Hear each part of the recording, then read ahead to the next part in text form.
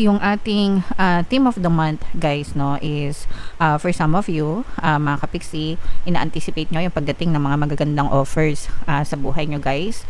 Mga pwedeng contract signing kung kayo ay mga nag-a-apply ng mga trabaho mga kapiksi, or kung kayo ay mga freelancers, nag-aantay kayo ng mga kliyente sa mga sales, ganyan. So for some of you, pwedeng naglalakad din kayo ng mga dokumento, no? If meron kayong mga legal papers, requirements, document na nilalakad.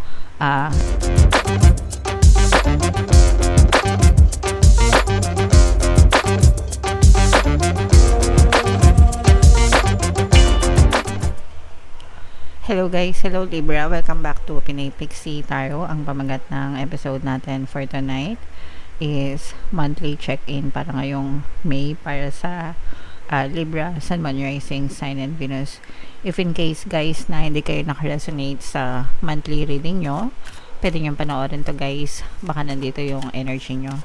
So shuffle ko yung cards, hanapin natin yung energy ng Libra.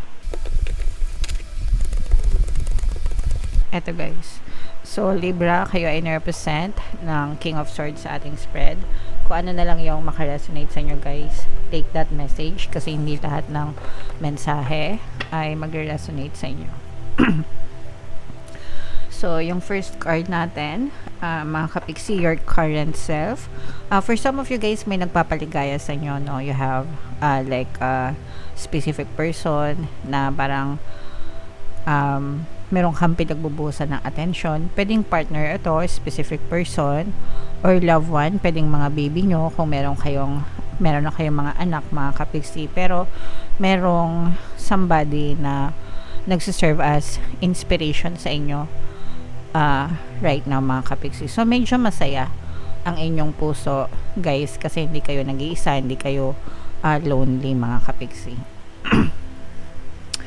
Yung ating theme of the month guys no is for some of you mga kapiksi, ina-anticipate nyo yung pagdating ng mga magagandang offers sa buhay nyo guys.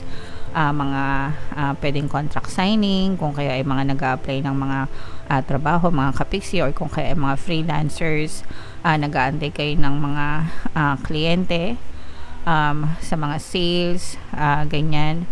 So for some of you, pwedeng naglalakad din kayo ng mga dokumento, no? If meron kayong mga legal papers, requirements, document na nilalakad, yan yung focus ng attention nyo right now, mga kapiksi.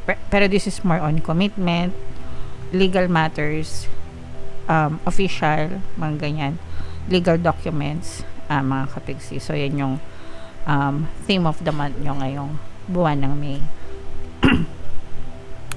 Ito naman yung mga goal na gusto nyong i-pursue. Ito guys, parang ito yung mga matatagal mo nang inaantay, no? You're patiently waiting for something. And right now, parang gusto nyo na siyang magkaroon ng progress, ng movement. Gusto nyo na siyang ma-push out sa inyong physical reality. So, kagaya nga nung sinabi ko kanina, let's say for example, nag-a-apply kayo ng trabaho, medyo matagal na yung waiting period nyo. Kung nag-aantay kayo ng mga opportunity, ganyan. So parang this time around, mga kapigsi, sasabayan nyo pa siya ng more action na pwede nyong gawin para talagang matuloy na yung mga plano nyo, mga kapigsi, kasi nararamdaman ko na rin yung pagkainip nyo guys, no? So medyo naiinip na rin kayo. Yung iba sa nyo guys, parang feeling ko hindi na kayo makapag-antay to the point na parang gusto nyo nang mag-create ng opportunity for yourself. And there's nothing wrong with that guys, kasi minsan antay ng opportunity, nasasayang yung oras natin, pero pwede naman tayong gumawa ng sarili nating opportunity, mga kapiksi. Okay? Alright. Yung mga obstacle na kailangan nyong i-overcome, this is a fire sign energy, Aries, Leo, Sagittarius. For some of you, maaaring may fire element kayo sa inyong natal chart, or you may be dealing with another fire sign. Pero yung mga obstacle na kailangan nyong i-overcome guys is yung pagiging mainitin nyo, at saka yung pagiging mainitin yung ulo, no? Yung pagiging bugnutin, ganyan, mga kapiksi. So Kagaya nga ng sabi ko kanina guys, no, yung iba sa inyo parang hindi na makapag-antay. So you have to understand guys na hindi lahat nakukuha sa santong paspasan. Sometimes mas maganda yung nag-aantay tayo na mahinog yung bunga, no, bago natin pitasin, kasi kapag minsan pinitas natin yung bunga nang hindi pa hinog, mapakla siya, bitter, mapakla, hindi masarap sa panlasa. So haba-habaan natin ng konti yung ating pasensya mga kapiksi. Okay. Yung major accomplishment nyo guys, this is a water sign energy. For some of you, pwedeng may water element kayo sa inyong natal chart, or you may be dealing with another water sign, pero this is full of happiness, full of emotions mga kapiksi. Ibig sabihin, magiging masaya kayo. Sabi ko nga sa inyo guys, di ba kanina, merong nagpapasaya sa inyo mga kapiksi. And isa yan sa mga magiging accomplishment nyo na parang right now you will be emotionally stable, no? So maganda yung status, ibig sabihin very peaceful, maganda yung status ng buhay nyo mga kapiksi, kaya you feel very emotionally stable right now guys. Okay, so yan, syempre guys, gusto natin yan, i-mind nyo yan sa comment section. Emotionally stable, ito mga bagong kontrata na to, documents, whatever. Again guys, what to avoid, i-avoid ko talaga yung pagmamadali guys. Yung iba sa inyo guys, parang feeling ko atat na atat sa buhay, and sometimes di naman natin masisi, no, yung sarili natin kung bakit tayo naiinip na atat. Pero again guys, wala rin namang idudulot ng maganda yung masyadong pagiging atat sa buhay. Sometimes nagkakos pa siya ng resistance, kasi kapag masyado kayong atat mga kapiksi, parang nawawalan kayo ng tiwala kay universe guys, and you will begin to doubt things, no? So iwasan natin yung pagiging atatista guys, yung masyadong atat na atat sa buhay, no? You just have to develop your faith and trust to the divine universe. Everything will be given to you mga kapiksi. So dadating din yan guys, huwag kayo masyadong atat. Okay, what to embrace, ano yung mga kailangan nating embrace mga kapiksi? Ito yung pagiging masikap and matatag sa buhay guys, no? Kung napapagod kayo, pwede kayo magpahinga mga kapiksi, pero this is the energy of not giving up regardless, kahit ano, gano'ng kahirap, gano'ng katagal. Persistence mga kapiksi, pagtsatsaga hanggang sa maabot nyo yung mga desires nyo sa buhay. So wag tayong mainip guys, no? Sabi ko nga, wag mainip, bagkos patuloy lang na kumilos, mag-persist hanggang sa makita talaga kayo ng movement sa inyong physical reality mga kapiksi. Alright. Where to find support? Saan kayo makakita ng mga support mga kapiksi? This is an earth sign energy. For some of you, maaaring may earth element kayo sa inyong natal chart, or you may be dealing with an earth sign. For some of you, kung meron kayong kakalalang earth sign, pwedeng partner nyo, specific person nyo, mga kapiksi, maaaring sila yung parang big support sa inyo guys, no?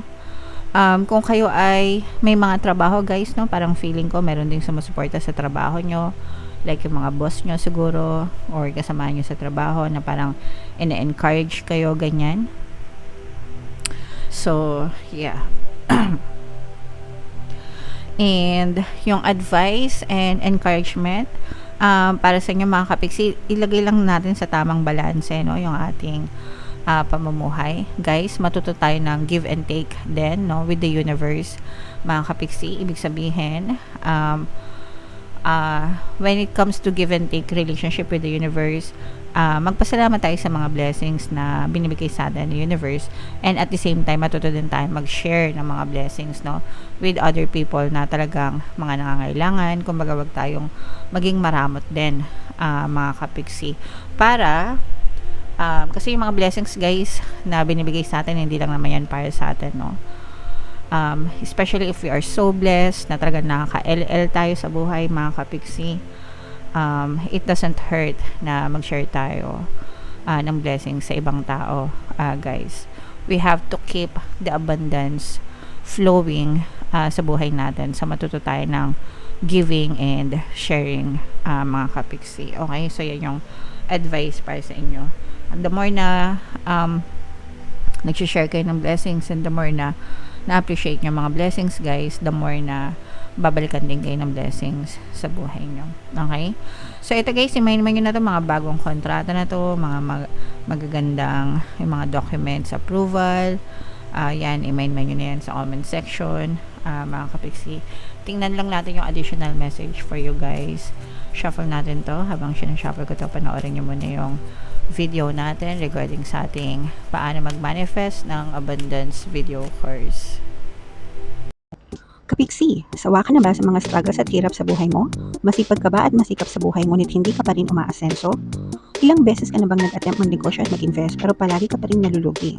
Sa pagkakataon na ito ay maaaring may subconscious beliefs ka na nagiging balakid sa iyong pag-unlad at pagyaman. Introducing, paano mag-manifest ng abundance video course.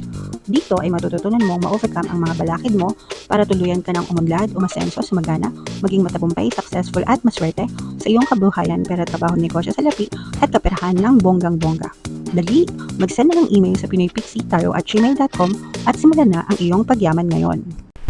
Alright, so sa lahat ng gusto mag-fail ng course, guys, naka-flash sa screen nyo. Una, meron tayong paano mag-manifest ng abundance video course. Meron din tayong paano mawala ang third party at magkaroon ng harmonious na relationship. And meron din tayong paano pabalikin si ex, revised breakup. So sa mga interesado, guys, mag-send lang kayo ng email sa pinoypixie@gmail.com. So, additional message para sa inyo, guys, you have what it takes, mga kapiksi, na sa'yo na ang lahat. Okay, you have what it takes, mga kapiksi, to experience the life that you want. Ikaw ang susi, no, sa tagumpay mo. Nasa'yo yan, nasa'yo lahat. Ikaw ang responsible sa success mo, sa tagumpay mo. Ikaw din ang responsible sa failure mo, mga kapiksi. Okay? So, do what it takes. Gawin mo ang lahat ng magagawa mo para magtagumpay sa buhay, para makamit mo lahat ng bagay na gusto nyo, guys. Okay? So, basahin lang natin to, guys. Always follow your heart unless it's broken. Then you must lead it back into love. Okay? P.S. Did you know that hearts are never too big to mend, too small to rebound, or too tired to love again? So, follow your heart, mga kapiksi. Sabi nga dito, always follow your heart. Pero pag broken-hearted ka, magpahinga ka, okay? Kasi wala sa tamang kondisyon yung puso mo, yung isip mo. But, always be back into love, mga kapiksi. Alright? Okay. So, yeah. Comment down below, Libra, if feeling nyo naka-resonate kayo dyan sa mga messages for you. For more tarot readings, guys, ito yung playlist nyo. Ito naman yung ating success stories ng paano mag-manifest ng abundance video course. Click here to subscribe, guys. Ito yung ating mga pampaswerte subliminals. Thank you for liking, sharing, and subscribing. See you next time. I love you all, mga kapiksi. Have a nice day. Bye-bye.